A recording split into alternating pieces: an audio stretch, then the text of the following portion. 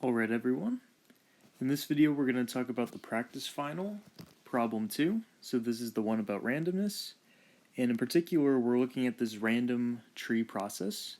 So we're going to build a tree, and in particular the way we do this is we have some tree already at any point in the algorithm.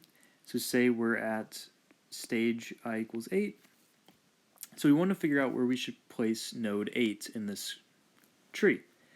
So in particular, we have to choose which of those nodes that already exists to make 8 adjacent to. And the way we're going to do this is we're going to make any node adjacent to 8 with equal probability.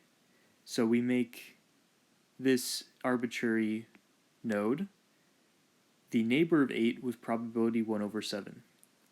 So it's equally likely that any of these nodes become the neighbor for 8. And then we continue the process again for 9, and that time we have equal probability of any of the 8 previous vertices.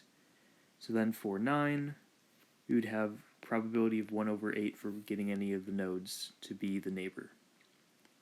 So that's the idea behind this process, and what we want to consider is what's the probability that a specific node is a leaf. So we're just going to look at I greater than 1 for now, and then the rest.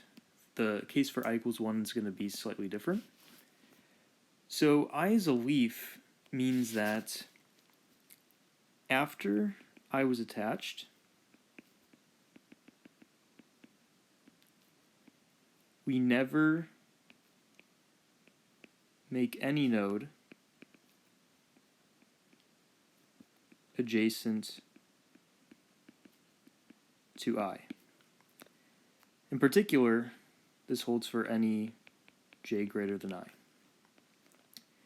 So, using the fact that we're choosing these independently and uniformly at random, we can break this probability into the probability that for all j greater than I, j is not adjacent to I. And then, again, by independence, we have this is the product from j equals I plus 1 to n of the probability that this specific j is not adjacent.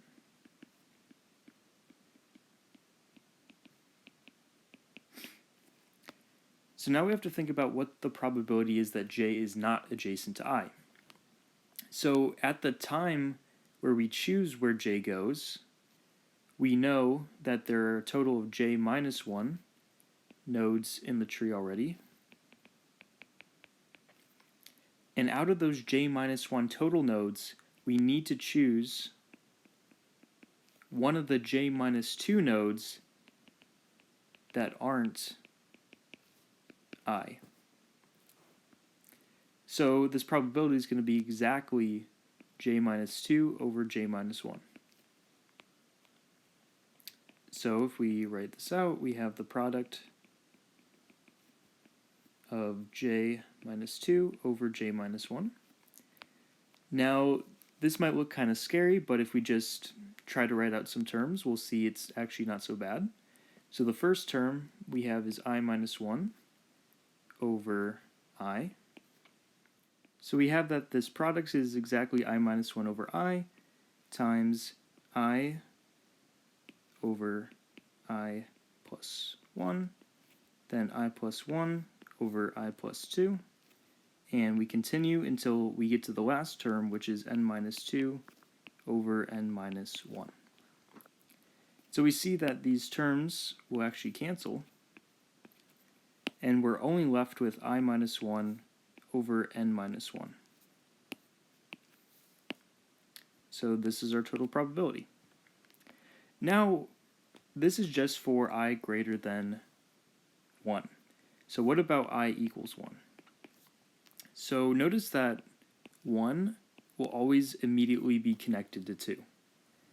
So when we're computing the probability for 1, we know 2 is definitely connected to it. So then the question is, will any j greater than 2 be connected to I, which is 1?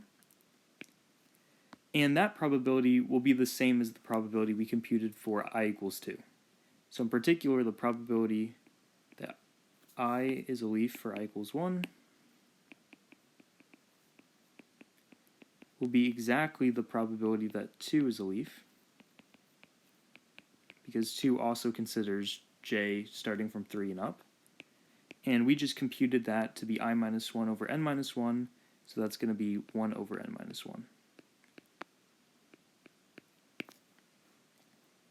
So those are the probabilities.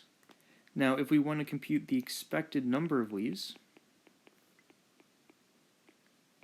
we are going to use indicator random variables as usual. So this will be the sum from I equals 1 to n of the expected value of the 0, 1 random variable that says that I is a leaf. So we're counting the number of leaves. And then because these are 0, 1 random variables, we can use the normal trick that this is actually the probability that I is a leaf. So now if we plug this in, remember that for I equals 1, we have 1 over n minus 1. And then for the rest of them, we get 2 to n of I minus 1 over n minus 1. So now what we can do, drag that 1 over n minus 1 out, and we're left with I equals 2 to n of I minus 1. And this sum can be rewritten as I equals 1 to n minus 1 of I, just by doing a change of the index. And we all know this sum is n times n minus 1 over 2. So notice that this n minus 1 and n minus 1 will cancel. So overall we're going to get n over 2 plus 1 over n minus 1.